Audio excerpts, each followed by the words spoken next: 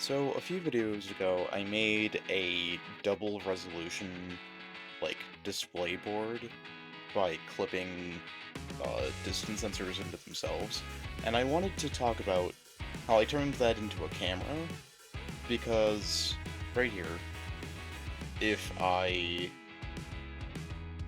just move around, I have to hit space again. We can see as it kind of finds out the shape of things. Now that's the shape of the armored seat, and I can, there's the armored seat and then the wall. If I go right here, we have that, and then part of the very back wall way over there. If I move it to C like that, it can take pictures, and then if I get out, it will save the picture, so that it'll, I can move the picture anywhere, and it's saved, but I can take a new one at any time. Yeah, right here, we can see the overlap of the legs. You can see, that the calf goes up. There you can see the gap in between the legs.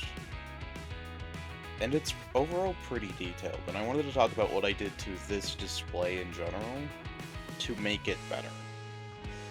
So the first thing I did was, we have these suspension pieces here, and now that is just because when we fold that in, there's a bit of, a bump. It gets lifted up, and that stops it from being quite as glitchy as this one, where it's, folding in on itself, and,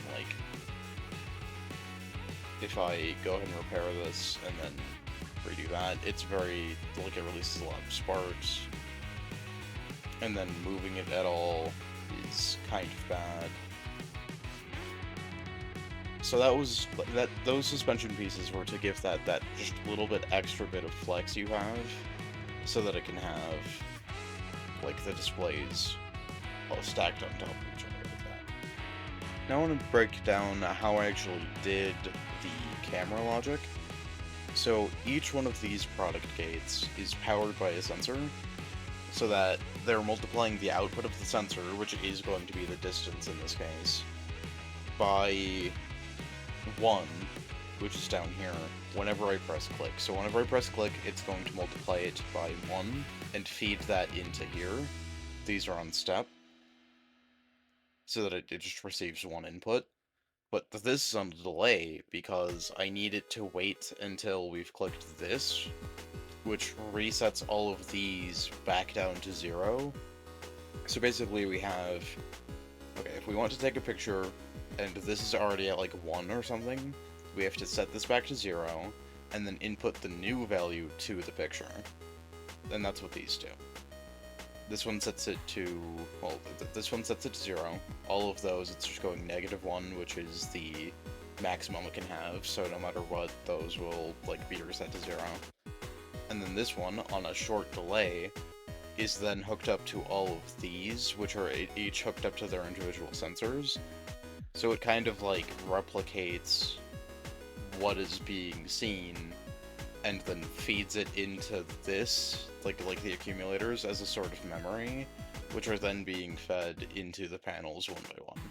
Did this take a while to program and was a nightmare? Absolutely, but I divided it down into different chunks, and I was like, okay, I can save this module, and then I just have to hook up the correct sensor to it, and this gate, and then that ended up working pretty well. You may notice that half of these are pink and half of these are gray. The gray ones are for the sensors that are on, this left half of the sensor, and the pink ones are for the one that are on the opposite half. And that was just because when doing the logic, I wanted to get this whole thing down and then this whole thing down. So these were actually, separated outwards and connected, and then moved together to make the full display. And that way, when I press click, you can see the little red flash on the accumulators before the green flash fills the ones that are active back up. which, if I aim this a little bit to the side, should be a lot more of them. And then those output green, even if they're not seeing a ton, there's a bigger output, but they get turned off and then back on to whatever the most recent, like, frame was.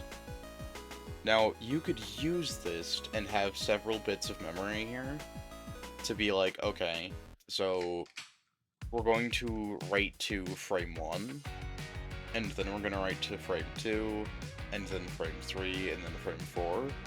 And it would end up being a lot of logic, but with that, you could get like maybe a 10 frame per second, or maybe a 20 frame per second video that you could just record. So it would be, you could record it just by holding down click. Whatever happened in that video time would have been recorded. And then when it comes to replaying it, you just have to cycle through the different memory, because instead of resetting the memory, it would be like, okay, we have these. We're on frame 1, so we're going to write to this one, and then after that, it's going to switch to writing on the next one, and then switch writing on the next one. And then instead of rewriting it, it's kind of just, like, taking a video in several different pictures. Now, with the complexity that would have to be, because it is, well, let's see, this is a 6x6 display, and that would take one comparative block and one accumulator per thing, plus all of these. So we're looking at 36 of these, plus 36 of these, plus, like, another, okay, well, it's not 36 of these, because we need another 36 for the frame. So it would be 2 times 36 for every frame that you wanted, plus this initial 36. So, say you wanted to take let's say a 2-second video at 20 frames per second. You have to have 40 sets of 36, and that is 1,440 comp. So you really can't do that. If you wanted to take a 10-second video for, not 10 seconds, if you wanted to take a 10 frame per second video for 2 seconds, then you could probably get it down to like 720, which is still over the comp limit, and that's not even considering any of the comp of the actual camera part of this and these. But it kind of adds up quick when it comes to how long and the frame rate of the video that you want. And then you'll need extra comp for the circuit that switches which frame you're on, but that should just be like an accumulator. Like, that shouldn't really shouldn't be too bad. Let's set this to, how many frames did I say? 2 seconds, 10 FPS. So I believe that's 20. Is that how that is gonna work? It is. Okay, so we need maximum 20, because there's gonna be 20 individual frames, because 10 seconds, 10 frames, 2 seconds. Minimum 0. Let's set that to that, use steps. And then every time, it's just gonna increase by 1. Let's hook up a number gate, a number display to that. Or rather, that, yeah. Yeah, and then you can just count through every frame. And then all the way up to 20 when it would reset, and then you could use a comparison gate, which is what you would, one of the 2 gates you would need to store value into the accumulators. Comparison, if it is equal to 20, oh, let's do 10. If this is equal to 10, then we would need one of these for each one of these, then it would set it to the next thing. And then all of those would be hooked up to one little display board. And there it is on 10, but as soon as I switch to 11, it doesn't work. And something like this would work, just going through all of the frames. And then we would need a product gate on all of them. like, and then we'd need another product, and then another set of accumulators, and then another product, and then another set of accumulators, and, like, this one would be frame 1, and then frame 2, and then frame 3, and then frame 4, and then frame 5, as it just goes through here. So frame 1 would be, like, running into all of these,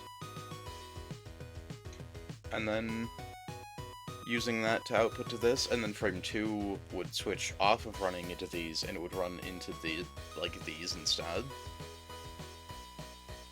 And then these, and these as we get to, like, 3, 4, 5, 6. And then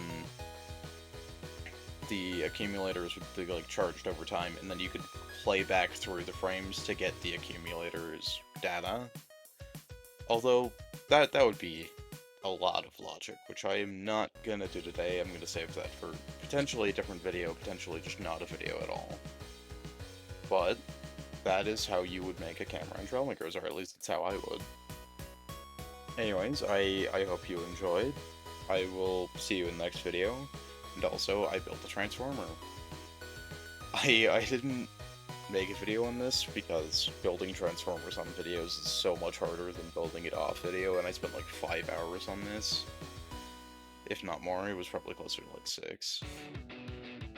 But I kinda like how it transforms, so I wanted to include it. I hope you're having a good day, and see ya.